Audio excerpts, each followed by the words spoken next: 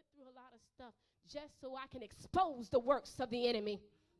Just so some walls can be torn down and some chains can be broken. Amen.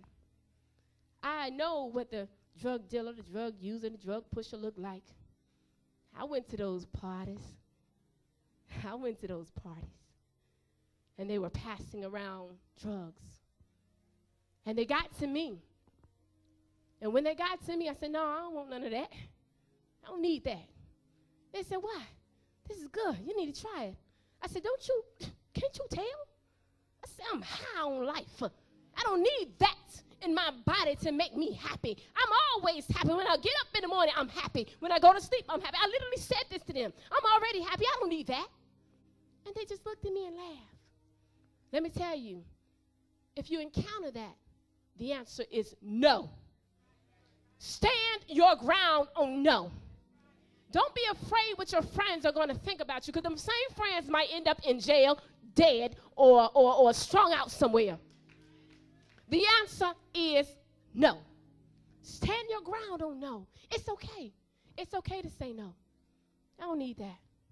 And you don't even have to hang out with them no more. But I guarantee this, they never asked me no more. They knew not to ask Sherika, because Sherika's going to tell them, I don't want that.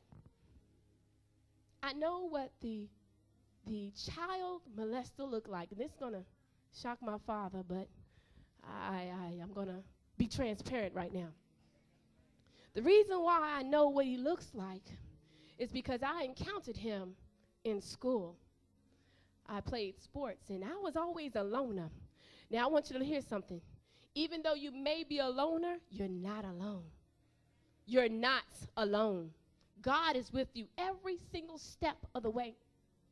And as I played sports, I would walk home afterwards, and one of the young men who was helping out the team saw me walking home and decided to give me a ride from time to time, and it became maybe once or twice, to every day he gave me a ride. And on these rides, we would talk, and I thought he was a nice person. He was in his 20s, and I was 14. I'm going to say it again. I was 14. And I thought, he's really helping out. This is really nice of him to do this. And then he asked if I wanted to go to the movies. My grandmother isn't here right now. She's feeling very ill. She's not here right now.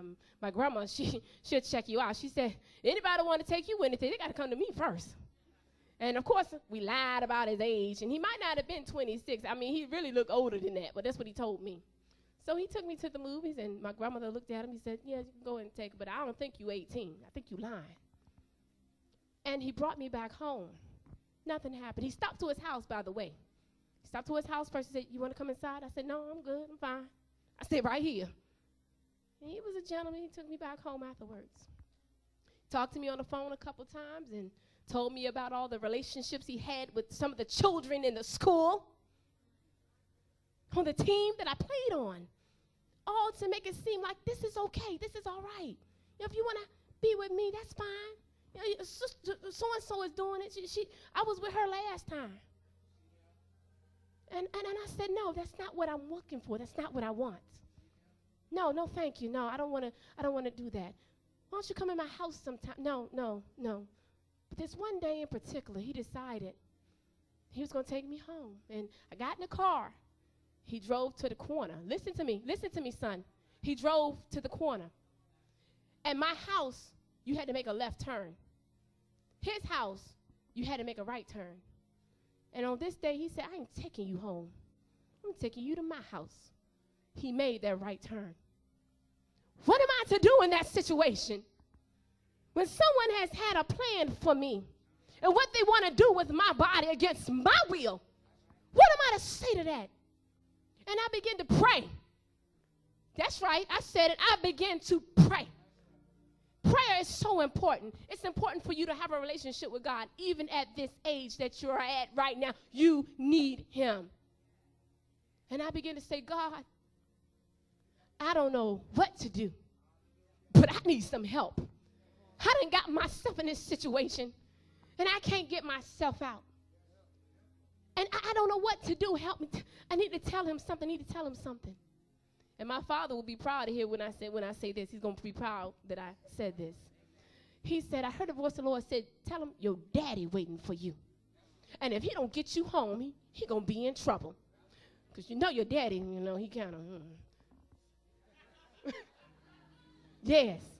So I said it. I said, you don't take me home, my daddy going to be mad. He's sitting there waiting for me. And this young man knew that I lived with my grandmother. So he said, what is he waiting on you for? And I heard a voice say, tell him he's taking you somewhere. I said, he's taking me somewhere. He said, where? I said, I don't. He's taking me to the store. We're going to get some clothes today. Now, I didn't hear that from the Lord. I made that up myself. Okay, I'm going to be clear on that. I didn't hear that. I just made something up. And as he's driving, he's contemplating something.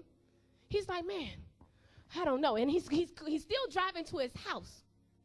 But he's contemplating. He got quiet.